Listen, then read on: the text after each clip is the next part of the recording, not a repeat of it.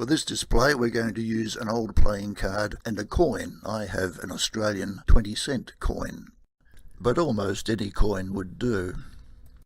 The card can be anything at all, it doesn't matter what it is, as long as it's an old card, because you're going to bend it a little bit. So you won't want to ruin a card from a good pack. We're going to take the coin. Now you pinch the card up a little bit like this so there's a gap, and the coin can go through the gap, but when it comes out the other side, instead of an Australian 20-cent coin, we now have an Australian 50-cent coin. So we've more than doubled our money. But of course that's not very impressive unless we look underneath the card, so that's exactly what we'll do. There is the card, there is the coin, and the audience can examine both.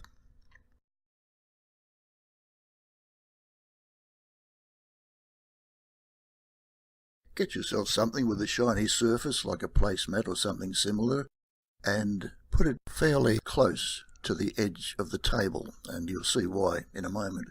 And you take a card, just an old card, and you're going to bend it in the middle so that there'll be a gap that the coin can slide through. And you need two coins, one larger than the other. This is a 50-cent coin that you find in Australia, and this is a 20-cent coin. You need to use two coins that are obviously different from one another. Now with the small coin, you don't want it too small because it needs to be heavy enough to move the large coin as you flick it through the gap. So it's two coins different enough for the audience to see the change.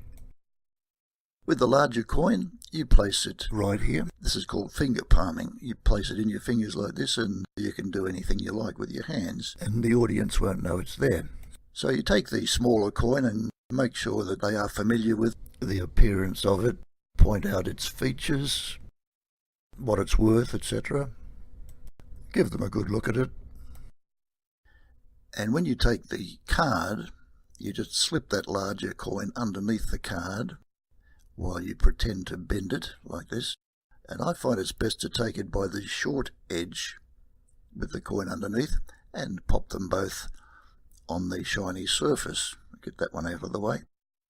Now you're going to bring both the coin and the card towards you like this, but you want the large coin in the center of the card. Now at the moment it's at the top, but you want it in the center.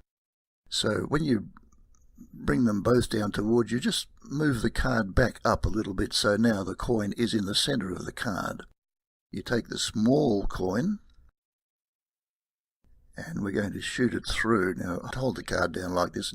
Practice flicking the coin. If you don't flick it hard enough, that's what's going to happen. You're going to have two coins under the card and you're stuck.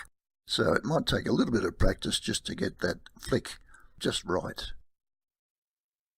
But when you do, a little bit of practice and you'll flick it through and the larger coin comes out the other side and the smaller coin is now underneath the card.